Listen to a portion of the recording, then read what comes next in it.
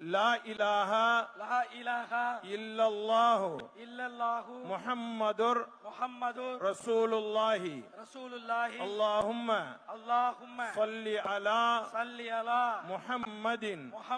வ அலா ஆலி முஹம்மதின் வ பாரிக்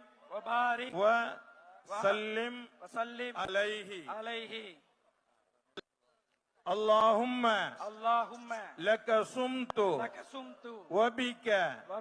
آمنت وعليك توكلت وعلى رزقك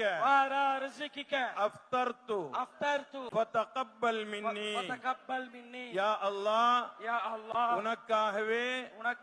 நோன்பு நோற்றோம் உன்னுடைய அருளாலேயே நோன்பை திறக்கின்றோம் எங்களுடைய நோன்பை